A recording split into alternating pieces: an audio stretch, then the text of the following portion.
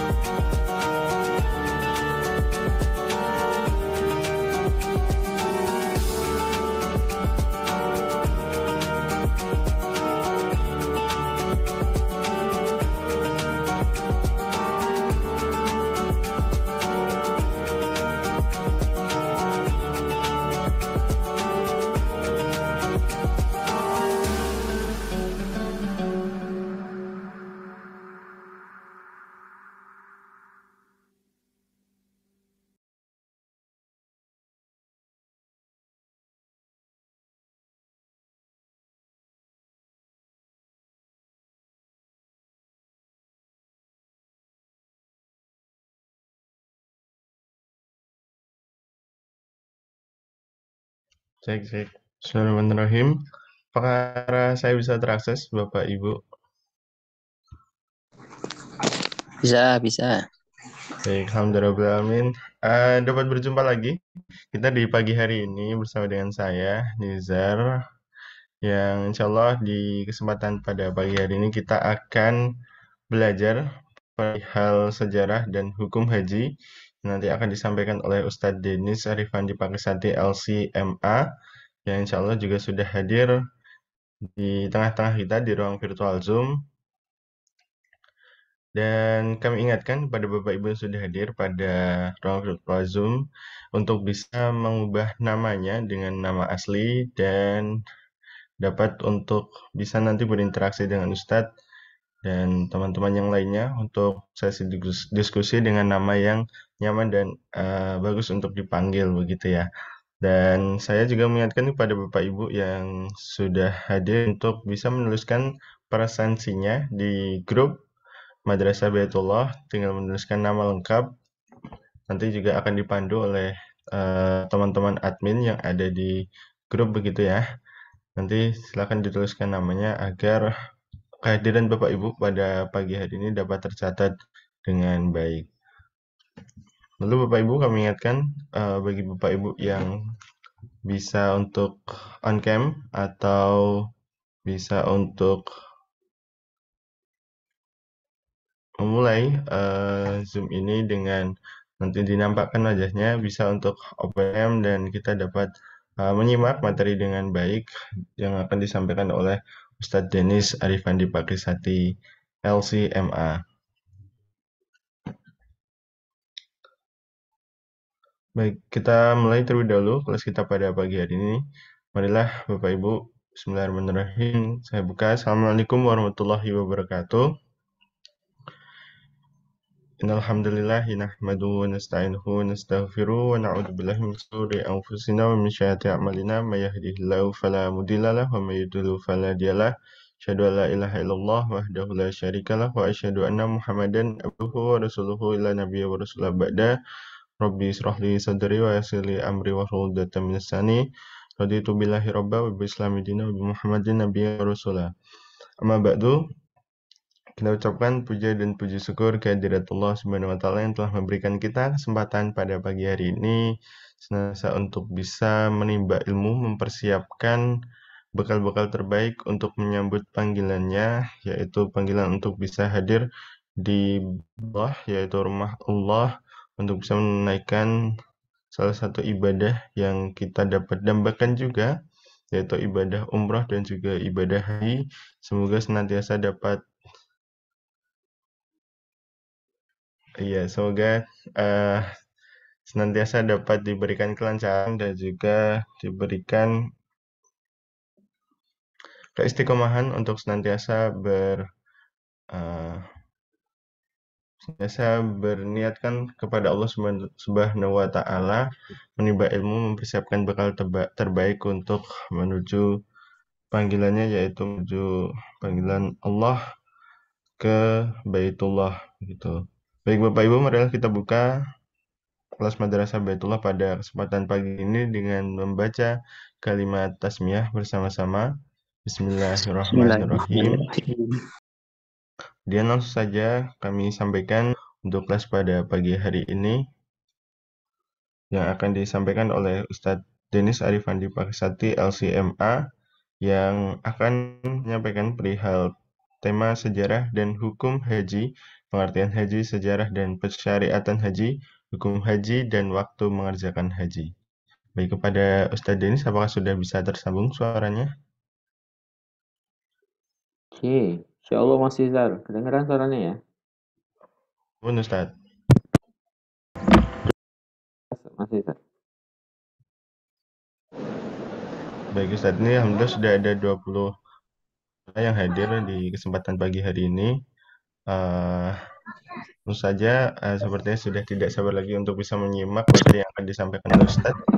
Pada Ustadz Denis, apakah sudah bisa on-cam Ustadz? Sepertinya ini belum nampak di layar laptop saya. Oh, Insya Allah. Baik Ustadz, kepada Ustadz Denis Arifandi Pakisati LCMA, kami silakan. Oke. Ini suaranya jelas Mas Rizal ya? Sama jelas Ustadz. Alhamdulillah. Bismillahirrahmanirrahim. Assalamualaikum warahmatullahi wabarakatuh. Waalaikumsalam warahmatullahi wabarakatuh. Alhamdulillahirabbil alamin. Alladzi an'amana bi ni'matil imani wal islam. Asyhadu an la ilaha illallah wahdahu la syarika lah wa asyhadu anna Muhammadan abduhu wa rasuluh. Wassalatu wassalamu ala rasulillah wa ala alihi wa ashabihi wa man tabi'ahu bi ihsanin ila yaumiddin amma ba'du. Bishrah li sadri wa yassir li amri wahlul 'uqdatam min lisani yafqahu qawli. Rabbi zidni ilma warzuqni fahma. Bapak-bapak, ibu-ibu sekalian yang dirahmati Allah Subhanahu wa taala, alhamdulillahirabbil alamin. Di pagi hari ini ya, di waktu yang diberkahi ini tadi diberikan kemudahan oleh Allah Subhanahu wa taala untuk bersilaturahmi di ruang Zoom meeting online. Ya, mudah-mudahan semua kita diberikan keberkahan oleh Allah Subhanahu wa taala karena kita berada di waktu yang berkah, di majelis yang berkah ya. Waktunya berkah, ya Allahumma barik ummati fi bukuriha, itu ya Allah berkahilah umatku di waktu paginya. Kemudian kita berada di majelis yang barokah, majelis ilmu. Ya raudhatun min riyadil jannah, taman-tamannya surganya Allah Subhanahu wa taala. Yang insyaallah ya, dalam hadis itu kan juga sama, insyaallah sama bahwasanya kita dihadiri oleh para malaikat, kemudian malaikat membentangkan sayapnya ta'zim kepada ilmu dan ahli ilmu gitu ya. Kemudian salawat dan salam pada Rasulullah sallallahu alaihi wasallam, pada keluarganya, para sahabatnya dan para pengikutnya sampai akhir kelak. Baik, pembahasan kita di pagi hari ini insyaallah terkait dengan haji ya Bu. Ini babnya bab tazkir ya, mengingatkan gitu ya. Atau mungkin murojaah atau muzakarahnya sendiri ya, mengingat lagi apa yang terkait dengan yang kita ketahui dari haji ya. Mudah-mudahan dengan mengilmuinya kita diberikan kemudahan jalan oleh Allah Subhanahu wa taala untuk mengamalkannya. Dan al-ilm itu kan biasanya jalan untuk menjadi sebuah amalan. Insyaallah. Sekarang kita lihat dahulu pembahasan kita. Saya ingin share screen pembahasan kita di pagi hari ini.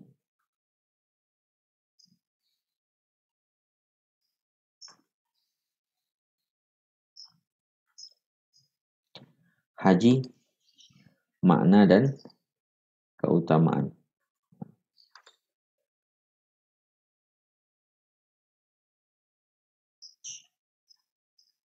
Oke. Ini akan menjadi pembahasan kita di pagi hari ini, insyaAllah, mengenai haji, makna dan keutamaan dari haji itu sendiri. Kita lihat dahulu dalilnya, ya. Surat Ali Imran 95, 96, 97. Auzubillahi minasyaitonirrajim. Bismillahirrahmanirrahim.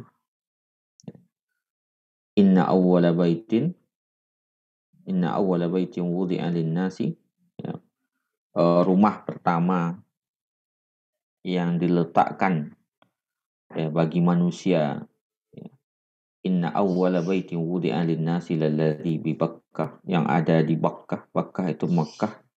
Ada sebagian membedakan antara Bakkah dengan Mekah. Mekah itu ya secara umum. Kalau Bakkah itu wilayah haram itu.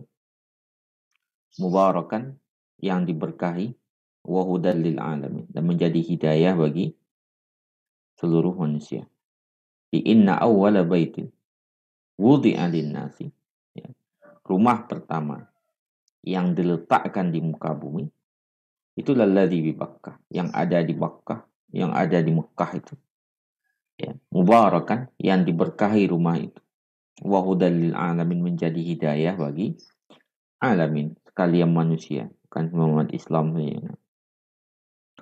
Fihi ayatum bayyinat, di situ ada bukti-bukti yang nyata, tanda-tanda yang nyata. Apa itu? Maqamu Ibrahim, maqam tempat berdirinya Nabi Ibrahim. Wa man dakhalahu kana amina, siapa yang memasukinya maka dia aman. Walillahi 'alan nasi, Allah mewajibkan kepada manusia hijjul baiti, untuk berhaji ke Baitullah, man istata'a ilaihi sabila, siapa yang Allah istita'ahkan, Allah berikan kemampuan untuk melakukan perjalanan kepadanya, ya. Wa man kafara, siapa yang kufur, fa innallaha, ini alif, fa innallaha ghaniyun 'anil 'alamin, Allah lebih kaya, Allah nggak butuh dari yang lainnya. Seluruh selain Allah itu kan namanya alamin, ya. Dan Allah nggak butuh sesuatu pun selain itu. Allah tidak butuh kepada siapapun. Jadi kalau kita ingkar, ya nggak ngaruh kepada Allah Ta'ala. Kita menjalankan, manfaatnya kepada kita. Itu dasar. Jadi terkait dengan haji, dasarnya adalah surat Ali Imran 96 ini 97, ya. Menegaskan kepada kita, walillahi 'alan nasi hajjul baiti, ya, bagi manusia ada kewajiban untuk berhaji ke Baitullah. Man istata'a, siapa yang Allah berikan istita'ah, kemampuan nanti dalam bahasa fikihnya ada beberapa makna dari istita'ah itu, ya, sabila, siapa yang kufur, fa innallaha ghaniyun 'anil 'alamin, kalau dia kufur, ya Allah nggak butuh juga, gitu, ya. Allah maha kaya. Jadi, kemudian pengertian haji, apa pengertian haji itu? Pengertian haji adalah huwa qasdu Makkah, ya, datang, sengaja datang ke Makkah, sengaja menuju ke Makkah, ada niat untuk berangkat ke sana. Memang untuk apa? Li ibadati tawaf, untuk tawaf, wassa'i, sa'i, ya, bainas Safa wal Marwah, antara Safa dengan Marwah. Kemudian wal wukuf di Arafah, wukuf di Arafah. Ini dari kitab fikih sunnahnya saya Sabik, ya.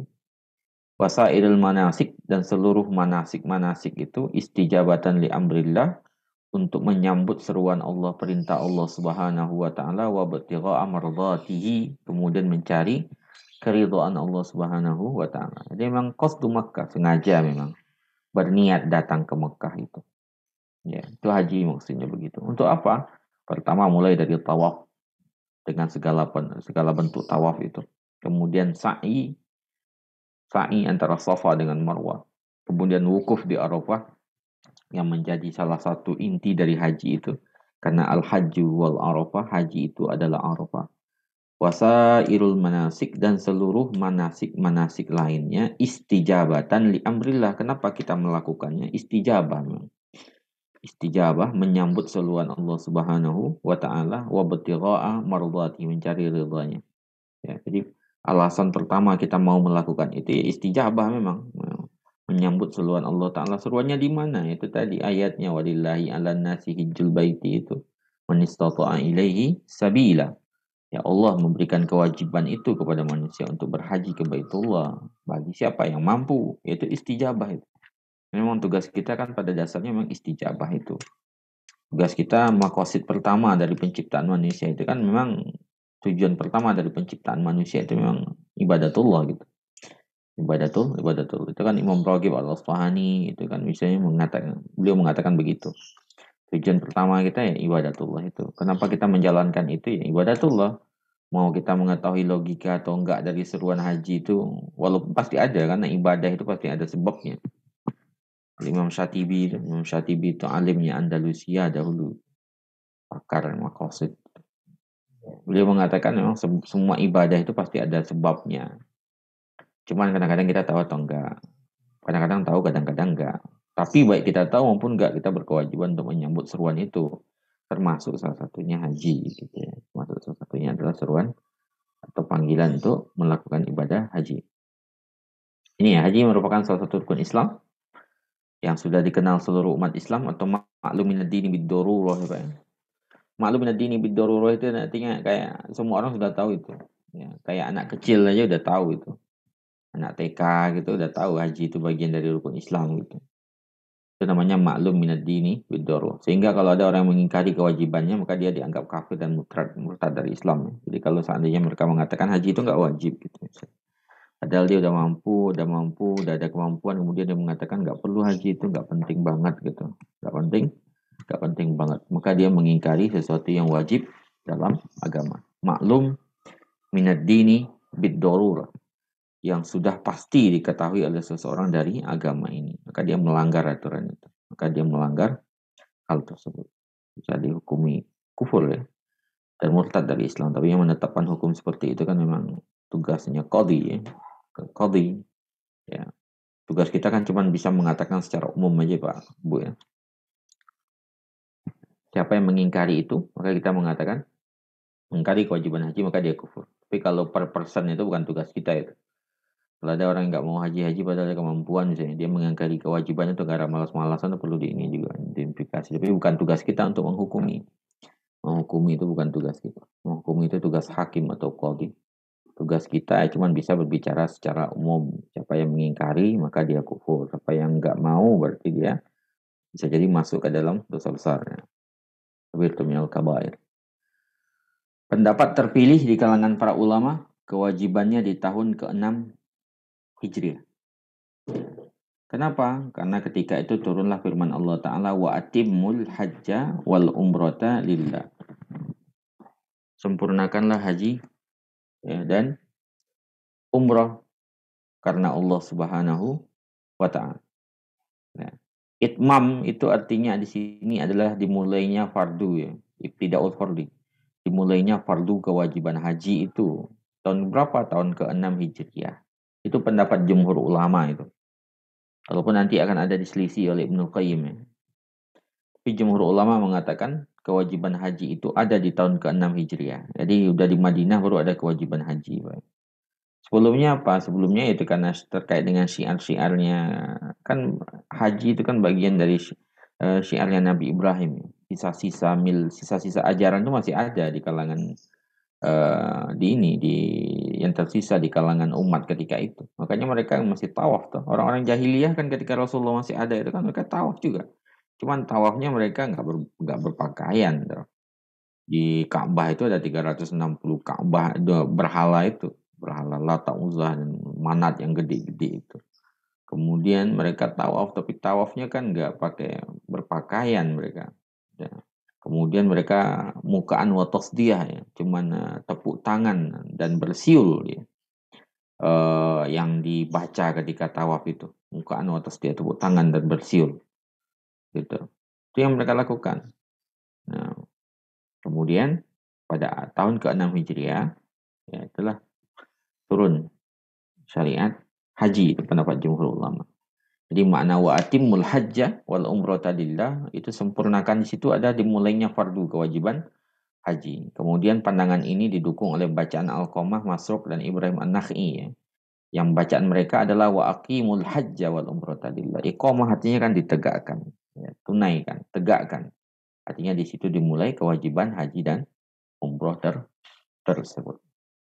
Kalau Ibnul Qayyim sendiri mengatakan bahwa kewajiban haji di tahun ke-9 Hijriah itu bahkan berdekatan dengan ini ya, dengan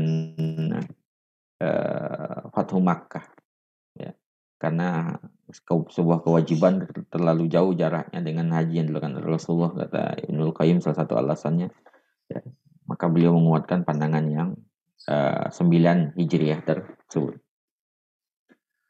Sekarang kita lihat keutamaan haji. Apa saja Bapak Ibu sekalian yang dirahmati Allah Subhanahu wa taala, keutamaan dari menunaikan haji ini. Ya, apa? Keutamaan dari seseorang menunaikan ibadah haji. Pertama itu adalah amalan terbaik. Ya, amalan terbaik. Jadi dari sekian banyak amalan memang puncaknya ada di haji itu kan, kita bisa lihat sendiri sebenarnya dari rukun Islam itu. Rukun Islam itu kan bersifat ini ya, bersifat urutan dia. Bersifat urutan. Artinya dimulai dari syahadat, kemudian ketika itu seseorang sholat, kemudian menunaikan zakat. Ya, kemudian puasa Ramadan, kemudian haji. Haji itu adalah puncak dari rukun keislaman itu. Ya, atap dari keislaman itu ada di haji itu. Makanya tapi dia bersyarat ya. Syaratnya apa? Istitoah itu. Ya, mampu atau dimampukan oleh Allah Subhanahu wa taala. Mampu atau dimampukan oleh Allah taala. Ini hadis dalam Bukhari Muslim dari Abu Hurairah radhiyallahu anhu berkata, Su'ila Rasulullah sallallahu alaihi wasallam, Rasulullah sallallahu alaihi wasallam ditanya, ayyul a'mali afdal? Amalan apakah yang paling afdal? Amalan apakah yang paling terbaik? Kemudian dijawab sama Rasulullah sallallahu alaihi wasallam, imanun billahi wa rasulihi. Beriman kepada Allah dan Rasulnya. Jadi iman itu ya amalan terbaik dahulu tuh. Iman itulah yang akan melahirkan amalan-amalan lainnya, Pak Ibu. Amalan iman itu kan iman kepada Allah dan Rasulnya. Itu kan akan melahirkan konsekuensi setelahnya. Jadi kita seorang Muslim itu perlu menanamkan keimanan di dalam diri. Iman itu kan gabungan dari 3 hal. Ada sesuatu yang tertanam di dalam hati, kemudian terucap dengan lisan, kemudian teramal dengan perbuatan. Itu imannya, iman pada Allah dan Rasulnya. Jadi nggak cukup dengan cuma di dalam hati saja. Kita mengimani Allah dan Rasulnya, kemudian nggak terlafaz di dalam lafaz kita, zikir, syahadat dan sejenisnya. Zikir, syahadat, pengucapan keimanan gitu. Kemudian teramal di perbuatan, itu amal-amalan itu kan bagian dari konsekuensi keimanan. Itu 3 hal itu harus ada itu dalam keimanan.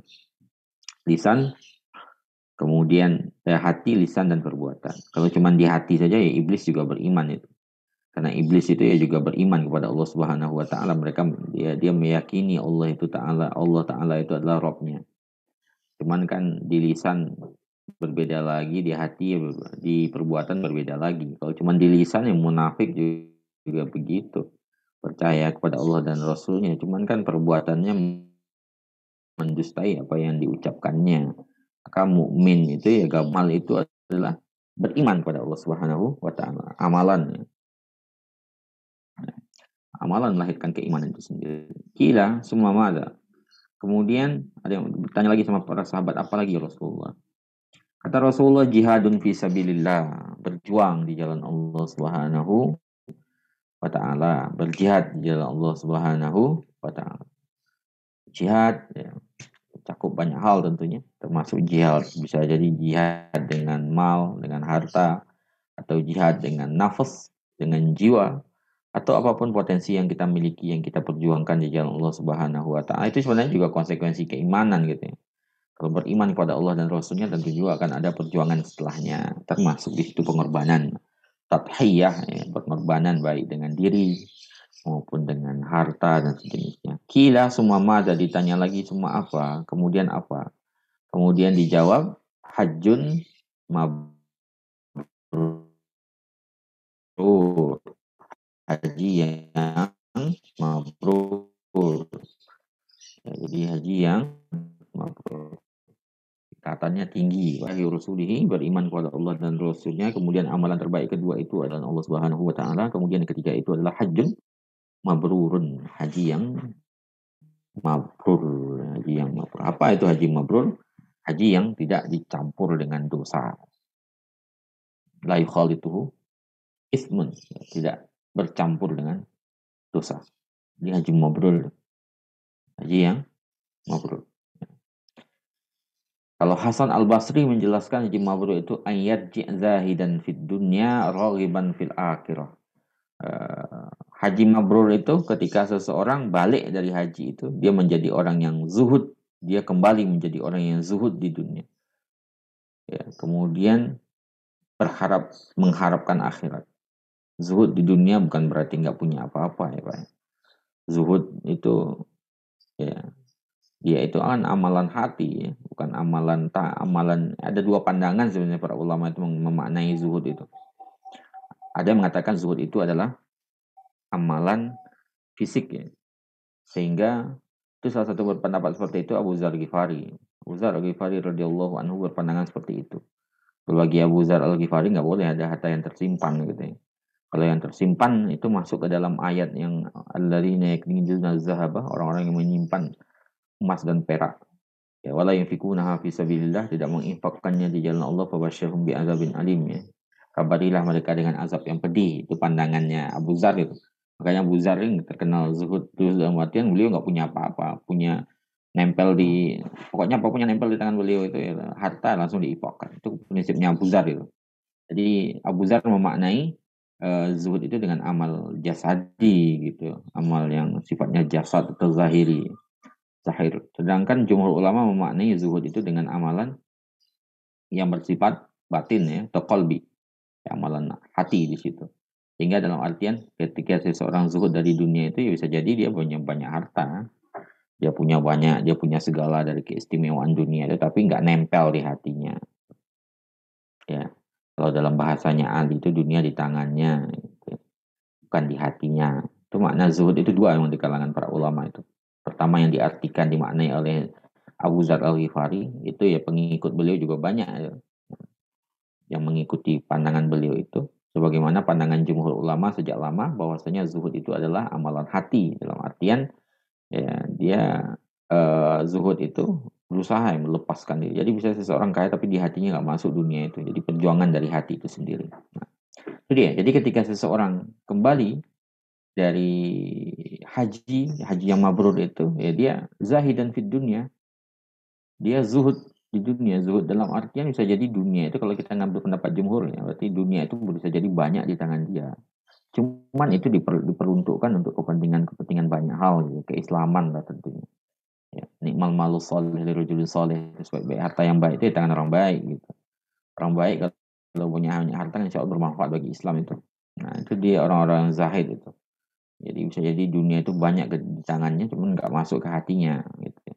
Nggak masuk ke hatinya. Itulah makna zuhud oleh jumhur ulama. Raghiban fil akhirah itu berharap selalu apa yang ada di sisi Allah Subhanahu wa Ta'ala. Wal akhiratu khairu wa abqa. Akhirat itu lebih baik dan lebih kekal. Akhirat itu lebih baik dan lebih kekal. Kemudian riwayat lainnya dengan pesan yang hasan, apa pengertian dari haji mabrur itu inna birrahu, mabrurnya itu adalah it'amut ta'am. Ya, dia memberi makan fakir miskin.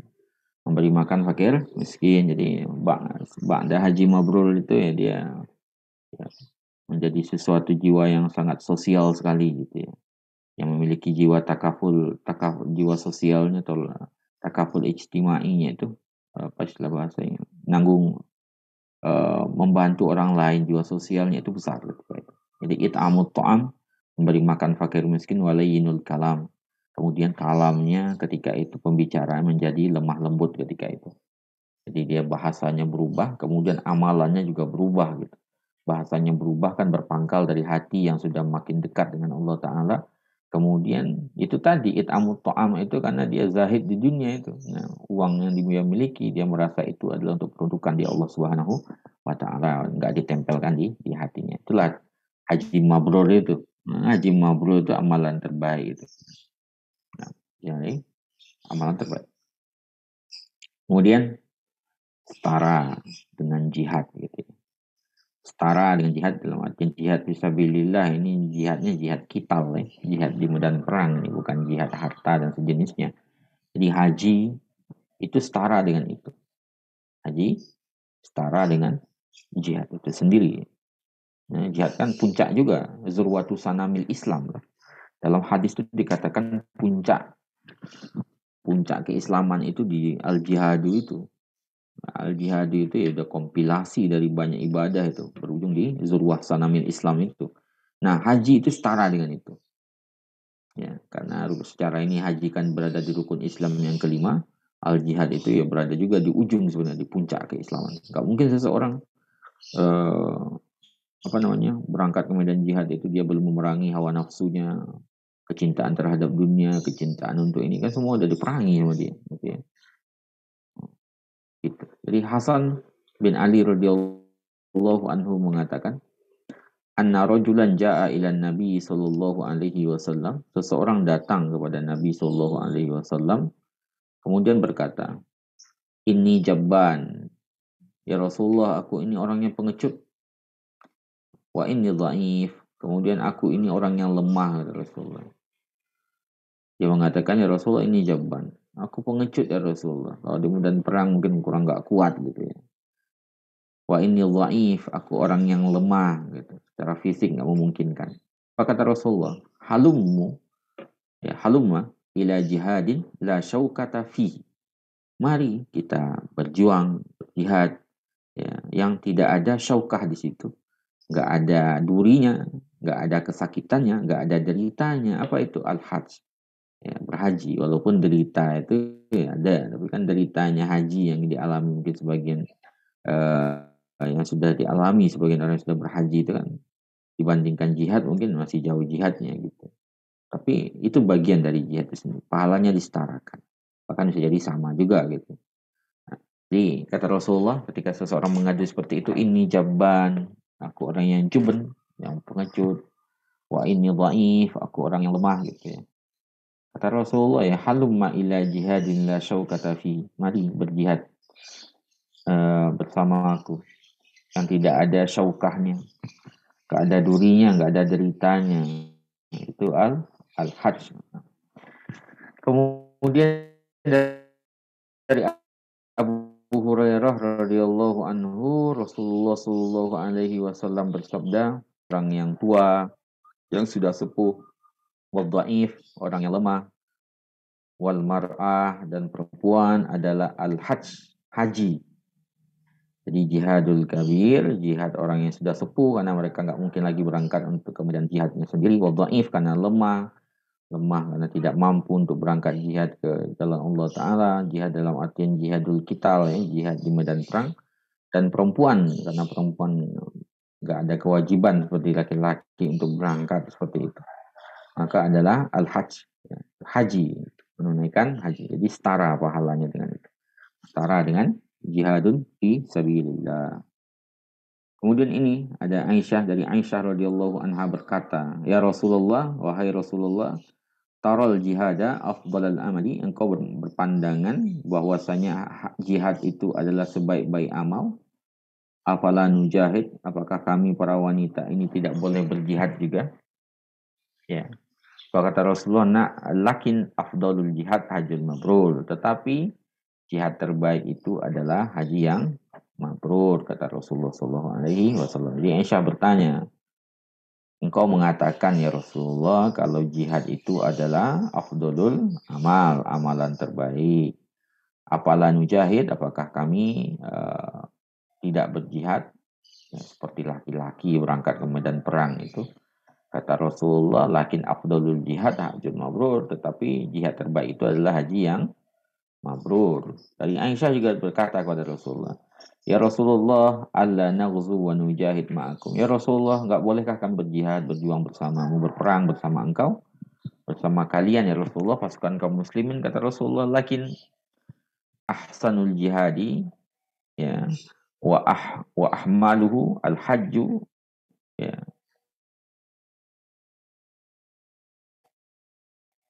hajjun mabrur. Haji yang mabrur. Aisyah pun berkata, fala ada'ul hajj fala ada'ul hajja ba'da iz sami'tu hadza min Rasulullah sallallahu alaihi wasallam. Kata Aisyah, aku nggak pernah meninggalkan haji lagi setelah aku mendengarkan ini dari Rasulullah sallallahu alaihi wasallam. Ini kata Aisyah. Dikata Aisyah itu setelah saya mendengar apa yang disampaikan oleh Rasulullah itu, saya nggak ninggalin haji lagi setelah itu. Bukhari riwayat. Ketika Aisyah bertanya Rasulullah, nggak boleh kami berperang dan berjihad bersama engkau. Kata Rasulullah, jihad terbaik dan paling berat itu ya haji mabrur, itu haji, dan itu adalah haji mabrur. Yang kau sampaikan ini, ya saya nggak akan meninggalkan haji lagi. Gitu. Saya tidak akan meninggalkan haji lagi.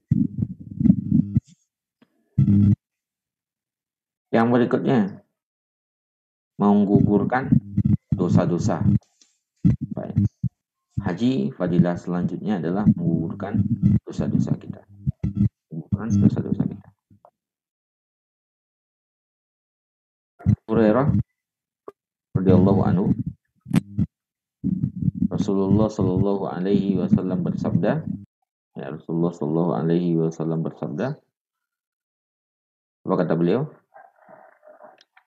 Man hajja, siapa yang berhaji, falam yarfus, tidak melakukan sesuatu dosa, walam yafsuk, tidak melakukan kefasikan, raja'a ka yaumin waladathu ummuhu, maka dia akan kembali seperti hari dilahirkan oleh ibunya, gitu ya. Jadi man hajja, siapa yang berhaji, falam yarfus, tidak melakukan dosa, ya. Walam yafsuk, sama melakukan kefasikan. Yarfus ini ada yang mengartikan dengan hubungan suami istri macam-macam. Tapi intinya adalah yarfus, dosa, perbuatan dosa. Walam yafsuk, tidak melakukan kefasikan. Ya. Raja'a kayaumin waladathu ummuhu, maka ketika dia selesai, maka dia akan kembali seperti dilahirkan oleh ibunya, artinya tanpa dosa, ya, menjadi kertas putih gitu ya, tanpa dosa sama sekali. Itu kan salah satu keutamaan luar biasa ya Pak ya. Bu, ya. Jadi ketika kita haji, kita benar-benar menjaga diri kita dari hal-hal yang akan merusak haji, atau dari hal-hal yang bersifat dosa, rofos, fiskun juga, dosa, fisik dan kefasikan. Ya Allah, kita akan dikembalikan oleh Allah Subhanahu wa taala seperti orang yang pertama kali dilahirkan oleh ibunya, tanpa dosa sama sekali, tanpa ada dosa yang dipikul gitu ya. Artinya dihapus seluruhnya. Ini kita. Dari Amru ibn al-As radhiyallahu anhu berkata dalam hadis riwayat Muslim. Nah ini dia.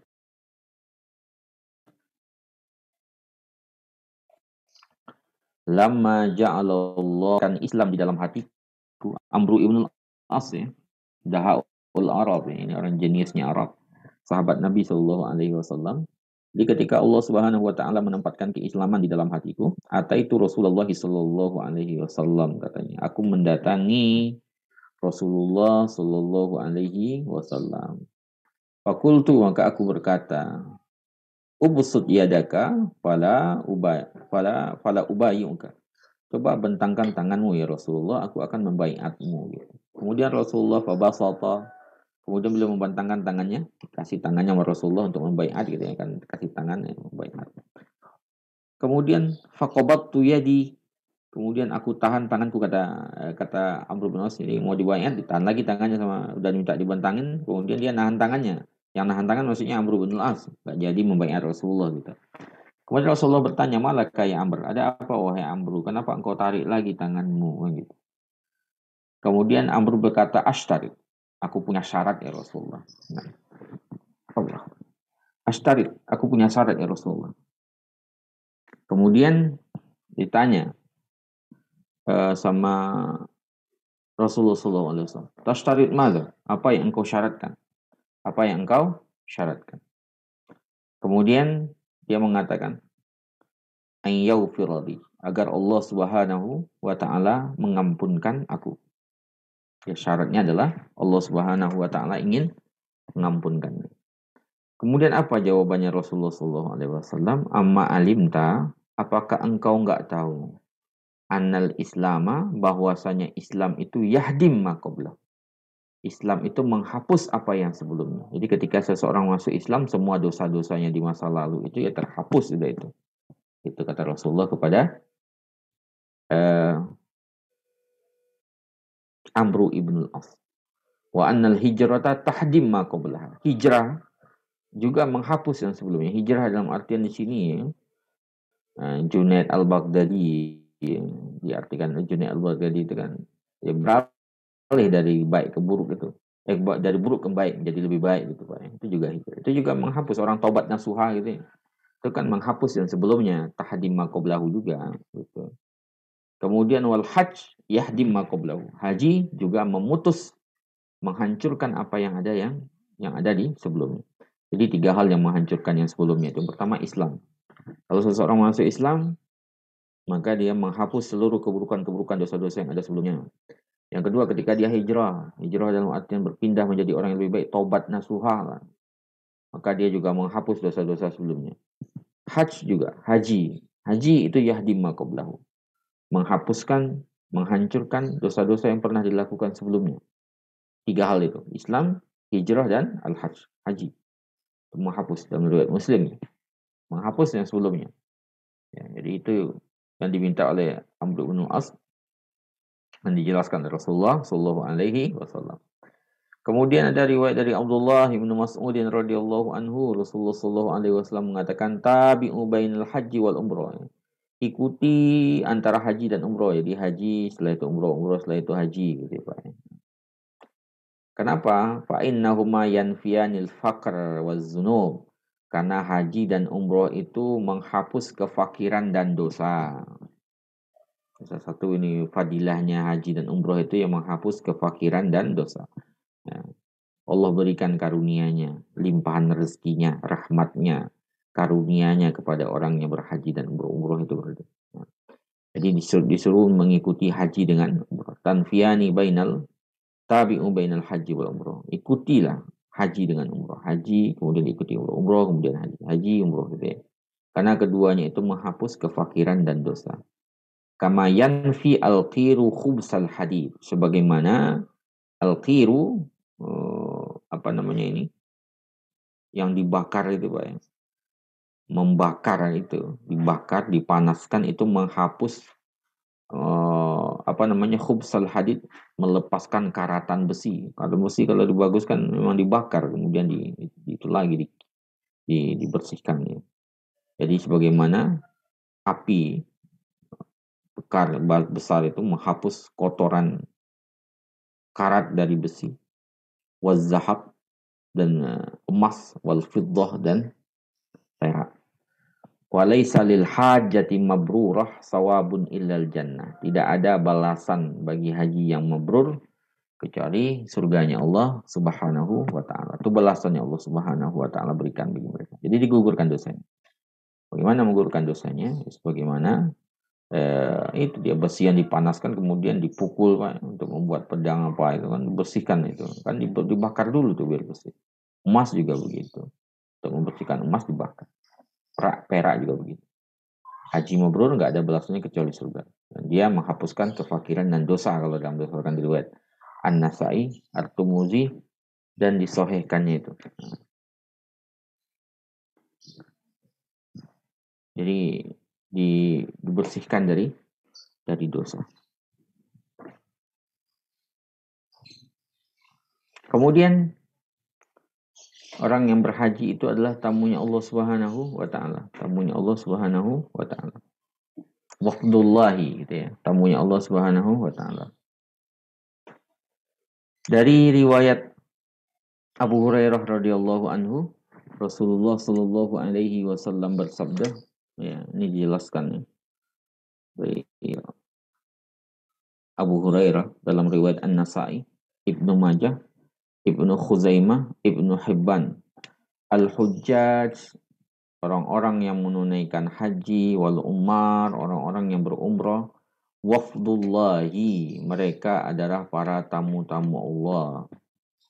Jadi orang-orang yang berhaji, orang-orang yang berumrah itu adalah tamunya Allah Subhanahu wa taala. In da'auhu ajabahum. Kalau mereka berdoa kepada Allah Subhanahu wa taala, Allah akan mengabulkan doa mereka. Salah satu doa makbul memang di wilayah haram itu ya, Pak. Apalagi kita dalam kondisi safar lagi. Terus di safar Ash'asa al-Baro itu yang kita berdebu, ya. Rambut kita acak-acakan bagi yang laki-laki tentunya.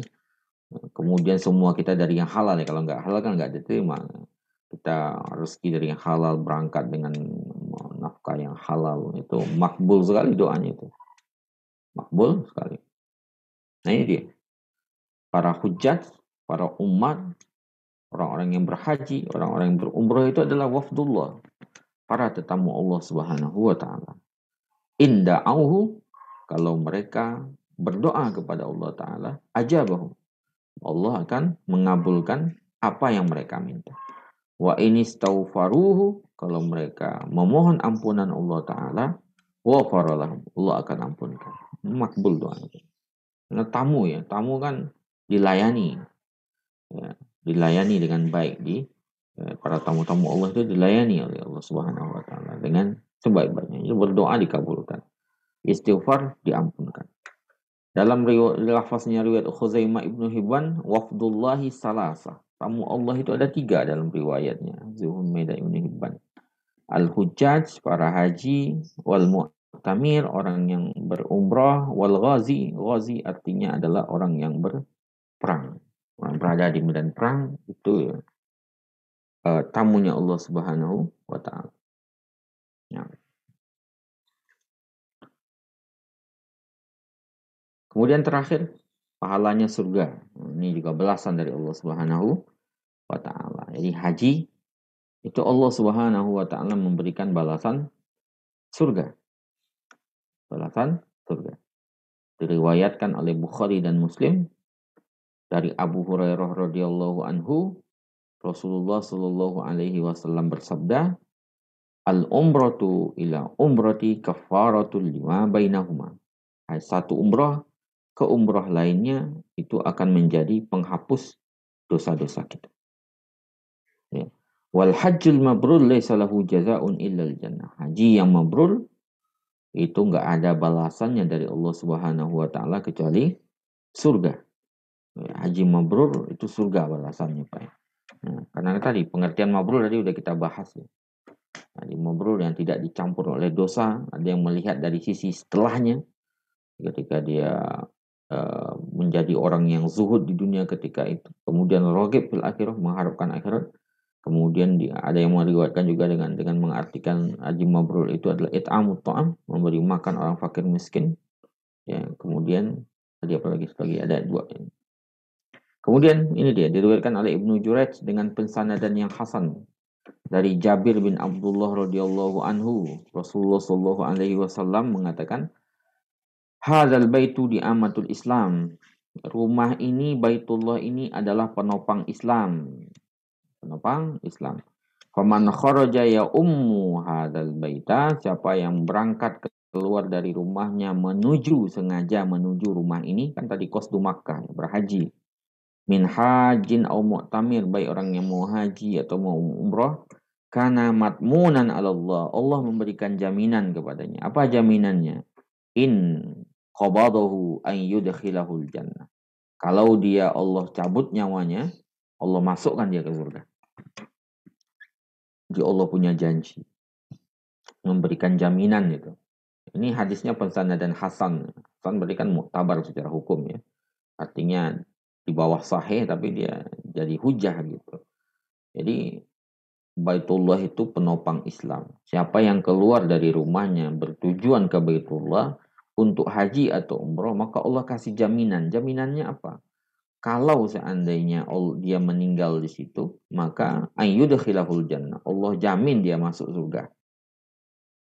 Wa in raddahu, tapi kalau Allah kembalikan dia bisa pulang kampung, bisa pulang ke negaranya dengan selamat gitu ya, dengan selamat, dengan berafiat gitu. Nah, maka intinya kalau dia kembali masih ada kehidupan intinya di situ, maka raddahu bi ajrin wa ghanimah. Allah berikan kepadanya pahala dan Allah berikan kepadanya ghanimah. Ghanimah ini seperti maknanya adalah fadlullah atau rezeki dari Allah taala. Allahu a'lam bishawab. Nanti saya cek lagi arti ghanimah di sini ya. Oke, kita cukupkan demikian ya pembahasan kita di pagi hari ini. Mudah-mudahan ini menjadi tazkir, pengingat buat kita semua tentang haji, keutamaan yang besar ya. Karena memang dia puncak dari rukun Islam itu sendiri, puncaknya ada memang di haji itu. Bahkan tadi pahalanya disetarakan dengan amalan paling puncak dalam Islam, yaitu al-jihadu fisabilillah. Bahkan Allah menjanjikan balasannya juga balasan paling tinggi, yaitu surganya Allah Subhanahu wa taala. Allahu a'lam bishawab. Saya cukupkan demikian. Saya serahkan lagi ke Mas Nizar. Assalamualaikum warahmatullahi wabarakatuh. Waalaikumsalam warahmatullahi wabarakatuh. Baik, jazakumullah khair kepada Ustadz Denis Arif Pangrisanti LCMA yang telah menjabarkan kita perihal sejarah dan hukum haji, perihal bagaimana tadi kedudukan haji dan pahala yang telah disiapkan oleh Allah Subhanahu wa taala gitu ya, bagi orang-orang yang telah mempersiapkan dan mengikhtiarkan untuk senantiasa bisa menyambut panggilan Allah Subhanahu wa taala, yaitu untuk pergi ke Baitullah dengan melaksanakan haji. Baik, kepada Bapak Ibu yang masih ada di ruang virtual Zoom, kami silakan untuk bisa hand. Yang ingin bertanya dapat untuk bisa langsung resen dan nanti berinteraksi dengan Ustadz Denis, menyampaikan pertanyaannya, atau bisa menanya di kolom komentar yang ada di ruang virtual Zoom. Nanti saya akan bantu bacakan pertanyaannya dan langsung dijawab oleh Ustadz Denis. Silakan pada Bapak Ibu yang berkenan untuk bertanya.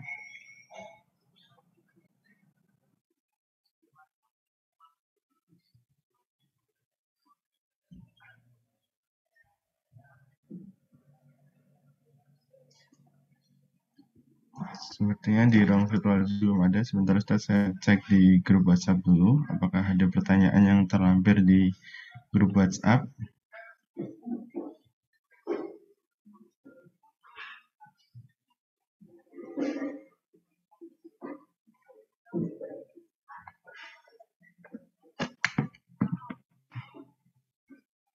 Baik, sepertinya belum ada Ustaz untuk pertanyaan di grup WhatsApp. Di Bapak Ibu yang ada di ruang virtual Zoom, apakah ada pertanyaan? Baik Ustaz, di sini ada satu pertanyaan yang masuk dari Ibu Ines Fulan 2022. Berapa jarak antara umroh dan umroh selanjutnya yang disarankan Ustaz? Itu untuk pertanyaan yang pertama. Saya bisa dijawab terlebih dahulu Ustaz. Saya ulangi, berapa jarak antara umroh dan umroh yang lainnya yang disarankan atau yang disunahkan mungkin ya, yang dimaksudkan oleh Ibu Ines ini. Baik, silakan Ustaz. Oke, untuk pertanyaan pertama dari Bu Ines ya, berapa jarak antara umroh dengan umroh yang satu lagi yang disarankan gitu ya. Sebenarnya kalau nas sendiri itu Allahu a'lam ya, sependek pengetahuan saya Bu, itu nggak ada penentuan berapa. Cuman sebagian ulama itu menjelaskan, ada yang mengatakan jarak 2 tahun, ada yang Allahu a'lam bishawab ini. Ya, untuk beberapa pandangan para ulama terkait dengan hal ini, berapa jarak antara haji dan umrah. Secara nasan, teks hadis atau dalil itu ya tidak ada yang menjelaskan secara rinci berapa sebenarnya. Cuman ya kita memang kalau udah berdasarkan zahir hadisnya ya kita lihat bisa ya bahwasanya diikuti antara haji dengan umroh. Haji dengan umroh itu yang harusnya diikuti. Haji kemudian diikuti oleh umroh lagi karena menggugurkan dosa-dosa itu tadi. Kalau berapa jaraknya itu secara nasnya, teks hadisnya atau dalilnya itu saya secara khusus Allah alam belum membaca lebih dalam mengenai hal itu Bu Ines Wulan. Insya Allah kapan-kapan kita mungkin saya bisa melihat lebih dalam lagi terkait dengan hal itu ya, berapa pandangan para ulama terkait dengan hal itu, jarak di antara satu umroh dengan umroh lainnya. Tapi pada dasarnya kita diperintahkan memang untuk mengikuti berdasarkan hadis tadi ya, ikuti haji dengan umroh ikuti lagi dengan haji, kemudian umroh lagi. Itu kan kalau bisa kita lakukan seperti itu kalau Allah mudahkan kita untuk melakukan hal tersebut, karena dia menggugurkan dosa-dosa layaknya api tadi ya, menghilangkan karat dari besi ya, membersihkan emas dan perak. Allahu a'lam bishawab. Itu begitu Mas Indra. Allahu a'lam. Baik, jazakumullah khair Ustaz atas jawabannya. Kita lanjutkan ke pertanyaan yang kedua dari Rika Adi Pelalawan Maharaja.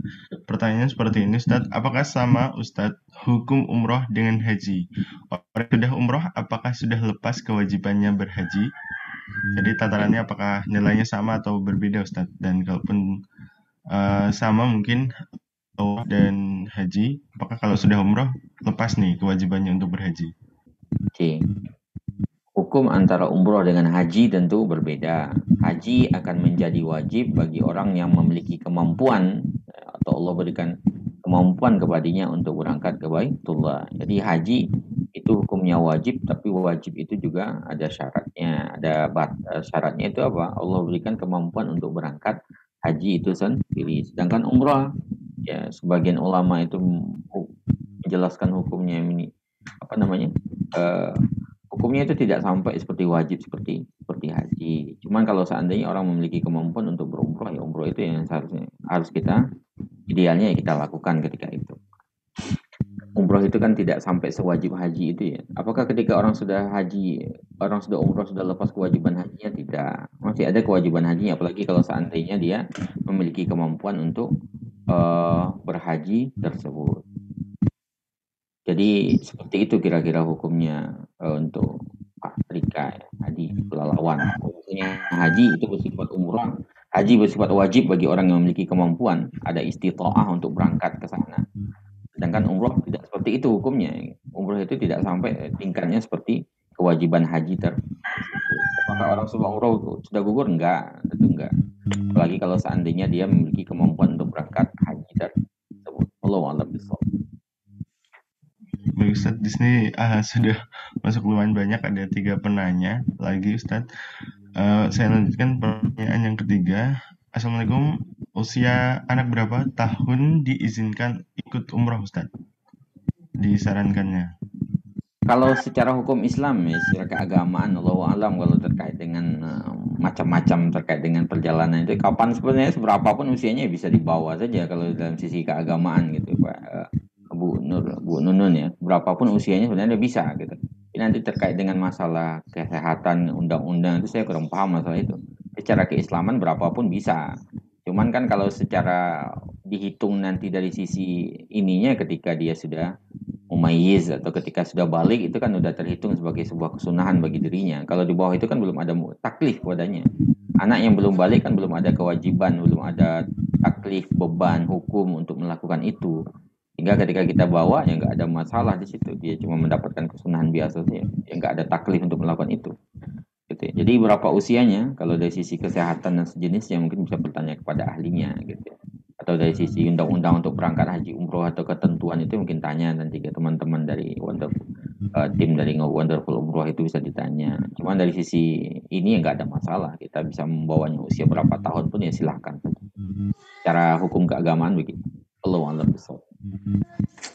Baik, jazakumullah Ustadz, begitu mungkin bisa menjawab dari pertanyaan Bu Nunun Nuraila. Kami lanjutkan Ustadz untuk pertanyaan yang keempat.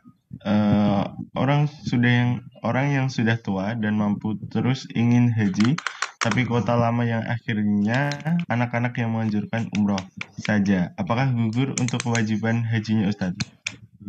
Maksudnya ini sudah berumur, kemudian karena waktu tunggunya lama, jadi kemungkinan pada saat nanti berangkat haji tidak memungkinkan, maka dianjurkan oleh anaknya untuk umroh. Nah, itu apakah kewajiban hajinya gugur, Ustaz? Kewajiban haji pertama itu akan gugur kalau seandainya ada usaha untuk melakukan itu, termasuk salah satunya mungkin mendaftar itu. Kalau seandainya dari sisi kemampuan finansial sudah mampu ya mendaftar, kemudian menunggu karena lamanya masa itu bisa diisi dengan salah satunya dengan umroh itu, ya dengan umroh tersebut. Tapi kewajiban selama masih mampu, ya berarti ada kewajiban untuk berangkat. Kecuali memang sudah uzur dari sisi itu. Uzur dalam artian ya kemungkinannya dari sisi syar'inya sudah nggak memungkinkan untuk berangkat lagi gitu ya. Tapi kan karena memang masanya udah masa tubuhnya lama itu memungkinkan untuk seperti itu. Tapi kalau seandainya memang dari sisi fisik masih memungkinkan gitu ya, kemudian kemampuan juga ada yang mendingan ya didaftarkan haji dahulu. Pertama itu yang harus dilakukan seharusnya untuk menggugurkan kewajiban dia gitu. Nanti kan masa bisa jadi Allah kan punya ketentuan sendiri, Allah punya takdir sendiri misalnya. Ketika kita lagi merasakan lama masanya, tiba-tiba undangan untuk berhaji itu datang kan bisa saja. Semua hal itu nggak ada mustahil bagi Allah Subhanahu wa Ta'ala. Tapi minimal usaha yang mendaftarkan haji itu sudah menjadi bagian dari kewajiban yang sudah dilakukan. Kemudian sambil menunggu haji karena berdasarkan hitung-hitungan kitanya lama, kita bisa mengisinya dengan berangkat umroh tersebut. Tapi kewajiban haji selama secara fisik juga mampu, finansial juga mampu, itu tetap ada, tetap ada. Karena dia yang haji itu kan bersifat wajib. Terima kasih Ustaz. Semoga bisa menjawab pertanyaan dari Ibu Nur Anizah Tegal. Kami lanjutkan Ustaz, di sini masih ada 2 pertanyaan lagi. Yang selanjutnya dari Ibu Tri Ernawati. Assalamualaikum, bagaimana hukumnya sudah pernah naik haji dan daftar haji lagi? Bolehkah haji yang kedua digantikan oleh anaknya Ustaz? Mohon pencerahannya Ustaz. Terima kasih. Kalau seandainya dimaksudkan haji badal, kan haji badal harusnya sudah haji duluan gitu. Itu mendingan dipindahkan saja, dipindahkan. Pertama sudah haji wajibnya sudah tertunaikan, maka haji yang kedua itu biarkan di bapaknya misalnya menyerahkan kepada anaknya, bukan digantikan. Digantikan dalam artian nama ya, bukan menghajikan bapaknya lagi, karena menghajikan sebagai badal kan nggak bisa juga secara hukum itu. Secara hukum syariat nggak bisa, secara hukum ini juga nggak bisa. Tapi kalau dalam artian menggantikan nama bapaknya yang seharusnya berangkat, kemudian dioper ke anaknya gitu ya. Nah itu nggak ada masalah sama sekali. Nggak ada masalah sama sekali. Tapi kalau dalam artian badal, menghajikan atas nama bapaknya, ya kan nggak bisa juga karena bapaknya masih hidup. Kemudian ada kemampuan juga. Maka kalau sekedar dalam artian mengganti nama saja, oper nama gitu ya, itu nggak ada masalah sama sekali. Itu Mas Nizar untuk Bu Tri Ernawati. Baik, terima kasih Ustaz atas jawabannya. Dilanjutkan dengan pertanyaan Ibu Pipit. Ini mirip-mirip dengan pertanyaan Ibu Nur Anizah Tegal. Izin bertanya Ustaz, mana yang lebih prioritas antara umroh dulu atau haji dulu? Mengingat waktu tunggu haji yang di Indonesia lebih dari 30 tahun untuk haji reguler. Nah, ini sangat lama sekali. Bagaimana Ustaz? Apakah diprioritaskan yang umroh dulu atau haji dulu Ustaz? Kalau konteksnya waktu tunggunya 30 tahun seperti ini. Oke. Jadi di Indonesia ini kan masih bersifat kemungkinan ya, bahwasanya apakah memang akan 30 tahun berangkat itu kan belum ada yang menjamin juga. Bisa jadi bisa berangkatnya lebih cepat lagi karena dia bersifat kewajiban gitu. Maka tetap harus didahulukan. Kalau seandainya kita daftar dulu aja haji itu. Jadi kita tidak usah memperbanding-bandingkan di antara keduanya. Kalau seandainya kita bisa mampu daftar haji, kemudian seakan dia menunggunya lama 30 tahun, kita daftar berapa gitu ya. Kemudian kita memiliki kemampuan lagi untuk umroh, silakan berangkat umroh. Ya, jadi seperti itu. Jadi dari satu sisi kita juga menjalankan kewajiban kita, karena dari sisi finansial kita juga mampu, dari sisi fisik juga mampu. Sambil menunggu yang waktu yang lama 30 tahun itu kan baru kemungkinan, karena bisa jadi juga lebih dipercepat daripada itu. Maka kita juga mengisi dengan umroh. Jadi kita tidak usah memperbandingkan di antara keduanya. Jadi kita mendaftar haji juga memungkinkan di situ. Ya, mudah-mudahan Allah mempermudah kita dengan dipercepat. Kemudian kita juga ya sambil menunggu cara hitung-hitungan di atas kertas 30 tahun itu kita bisa umroh juga gitu. Jadi kalau kita mau berharap dibukakan kemudahan saja oleh Allah Subhanahu wa Ta'ala, tanpa perlu kita menggugurkan antara yang satu dengan yang lainnya. Kalau kita memberikan kemudahan untuk lebih cepat lagi berangkat haji misalnya dengan haji khusus dan atau haji yang apa itu, nah itu malah lebih baik lagi. Intinya kembali kepada kemampuan. Tanpa kita perlu menggugurkan antara satu hal dengan satu hal yang lainnya. Karena semuanya ibadah itu sama-sama ada keutamaannya. Masing-masing ada ininya sendiri-sendiri gitu. Makanya balik kepada tingkat istitoah itu kemampuan kita. Ya, kemudian menimbang dari sisi hukum dan sejenisnya. Allahu a'lam bishawab. Baik, jazakumullah khair Ustaz. Semoga bisa menjawab dari pertanyaan Ibu Pipit. Selanjutnya masih ada satu lagi nih Ustaz. Apakah berkenan untuk bisa dijawab ya, dari Pak Parikin Harmadi? Kami bacakan ya Ustaz. Syarat ba'dal haji ada apa saja Ustaz? Ya, badal haji yang pertama syaratnya orangnya harus sudah berhaji, Pak. Itu sudah menjadi syarat ininya. Dan orang yang dihajikan, yang dibadalkan itu orang yang memang tidak mampu berangkat. Karena pada dasarnya ibadah itu kan harus dilakukan sendiri. Ya, dia harus dilakukan sendiri. Kecuali dia nggak memiliki kemampuan, baik sudah meninggal atau memang karena ada uzur syar'i, nggak bisa melakukan perjalanan jauh sama sekali. Dan yang membadalkan ya orang yang sudah dalam posisi sudah menunaikan kewajiban tersebut.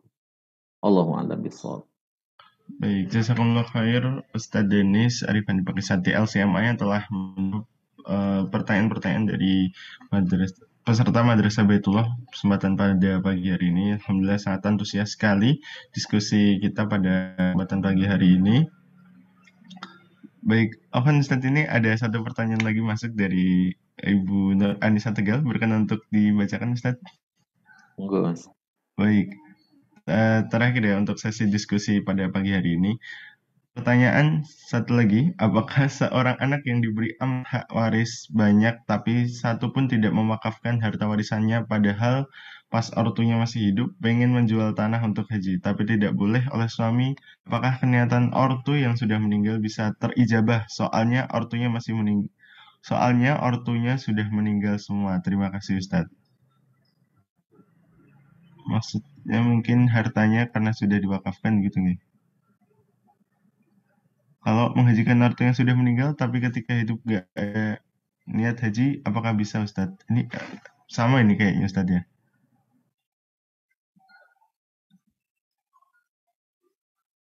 Afan Ustadz, belum di-on-kan Ustadz untuk mikrofonnya. Jadi ini kayaknya orang tuanya ketika masih hidup, orang tua dari yang dipertanyakan ini, yang ditanyakan sama Bu Nur Azizah ini mau berniat jual tanah dahulu untuk berangkat haji, ternyata meninggal gitu ya. Kemudian tanahnya diberi hak waris ya, diberikan amanah kepada ahli waris, mungkin nggak satu pun yang diwakafkan. Yang pertama mungkin ini Bu ya, kalau seandainya memang sudah diniatkan benar untuk berhaji gitu, sudah memang pengen mau dijual dan sejenisnya, ya belum terlafaz tapi pengen niat itu berarti sudah sudah mendapatkan pahalanya. Innamal a'malu binniyat, itu sesungguhnya amalan itu tergantung dengan niatnya. Jadi ketika dia sudah berniat untuk niat di dalam hati, tentunya belum terucap sebagai nazar dan sejenisnya atau apa ya, itu berarti sudah mendapatkan pahalanya. Kecuali dia bernazar, orang tua tadi dia bernazar, saya bernazar ingin haji ya. Kemudian dari sisi warisannya memungkinkan, maka berarti kewajiban ahli waris untuk menunaikan kewajiban itu sebelum warisan dibagikan. Itu ya. Tapi kalau seandainya tidak terucap sama sekali nazar itu, cuman keinginan di dalam hati, ya, atau keinginan yang ya sekedar keinginan saja, berarti belum menjadi sebuah kewajiban.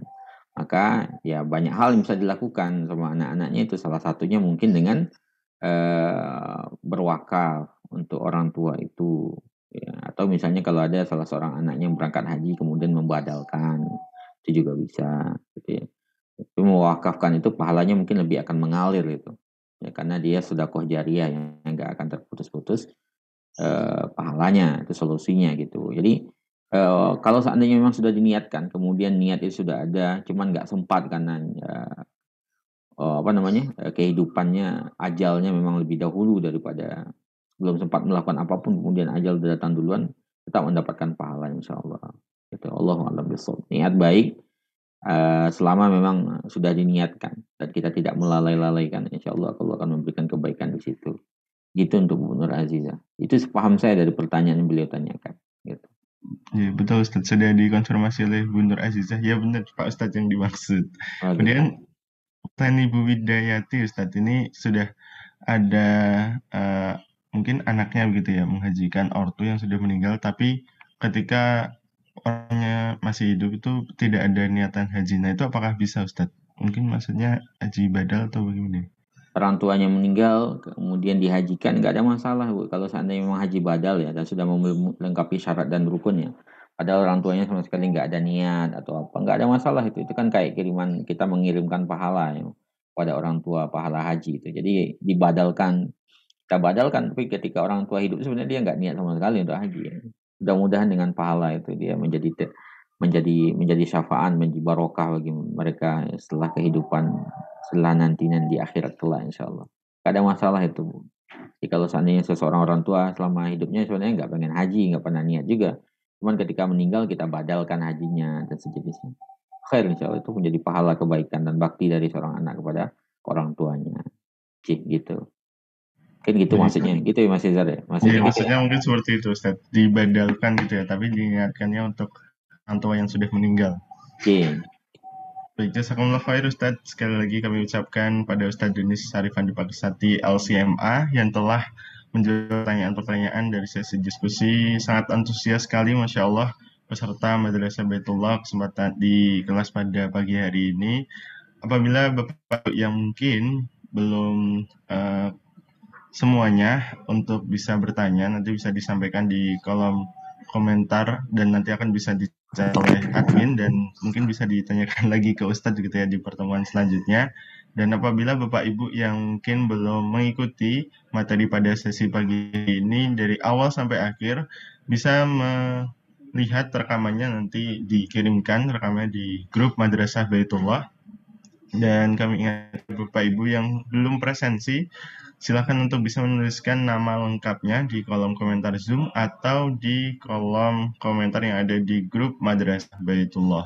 Nah, selain itu Bapak Ibu, kami juga menyampaikan pengumuman yaitu perihal program-program umroh yang disediakan oleh Wonderful Umroh, yang di sini tersedia umroh plus kota Taif yang berangkat di bulan Agustus sampai Desember 2023 yang harganya hanya sekitar 32 juta, dan selanjutnya adalah umroh plus Singapura berangkat 20 Oktober 2023. Daftar sekarang dan dapatkan cashback menarik pada program umroh plus Singapura nih.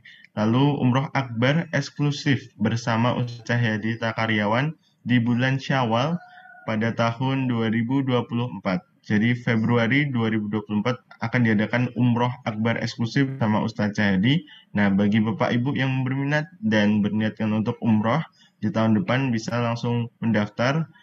Untuk nomornya di grup gitu ya, di nomor admin yang ada di grup Madrasah Baitullah, atau bisa menghubungi di sini juga sudah ada admin yaitu Wonderful Umroh, bisa chat, personal chat gitu ke adminnya untuk bisa mendaftar umroh akbar eksklusif bersama dengan Ustadz Cahyadi Takaryawan. Lalu di Wonderful Umroh juga menyediakan program haji khusus daftar sekarang, berangkatnya 6-7 tahun lagi. Jadi tidak usah menunggu lama-lama untuk bisa berangkat ya. Lalu juga ada spesial haji Foroda. Daftar sekarang, berangkatnya tahun depan. Ini sangat luar biasa sekali untuk penawarannya di program haji dan juga program umroh. Lalu tidak kalah menarik penawaran dari Wonderful Umroh, yaitu membuka kemitraan bagi Bapak Ibu yang berniat berkhidmat bersama dengan keluarga Wonderful Umroh, mendapatkan keuntungan bagi hasil profit pembinaan marketing tools gratis, dan juga bisa mendapatkan kesempatan untuk bisa berangkat umroh gratis. Nah, Bapak Ibu dapat bisa langsung mendaftarkan kemitraan bergabung dengan keluarga Wonderful Umroh karena sesuai dengan slogan dan hashtag dari Wonderful Umroh, itu semua bisa ke tanah suci tanpa ada halangan, tanpa ada kesulitan begitu. Baik Bapak Ibu, telah selesailah di sesi Madrasah Baitullah kelas pada pagi hari ini. Semoga ilmu yang didapatkan dapat untuk bisa bermanfaat di keseharian kita dan menjadi bekal terbaik ketika Bapak Ibu sudah meniatkan untuk bisa berangkat ke Baitullah. Dan kami ucapkan terima kasih jazakumullah khair sekali lagi kepada Ustadz Denis Sarifandi Pakisati LCMA yang telah menyampaikan materi dan juga menjawab pertanyaan-pertanyaan dari peserta, dan kami ucapkan terima kasih juga kepada Bapak Ibu yang berpartisipasi pada pagi hari ini. Luar biasa sekali antusiasnya. Semoga bisa ketemu lagi di pekan depan di kelas Madrasah Baitullah selanjutnya. Dan kita akhiri pada sesi pagi hari ini dengan baca hamdalah, alhamdulillahirabbil alamin, disempurnakan dengan doa kafaratul majelis. Subhanakallahumma bihamdika, asyhadu alla ilaha illa anta, astaghfiruka wa atubu ilaik. Dari kami panitia Madrasah Baitullah di kesempatan pagi hari ini ada kurang lebihnya, mohon maaf. Sekian, wassalamualaikum warahmatullahi wabarakatuh. Sampai jumpa di kelas Madrasah Baitullah pekan depan.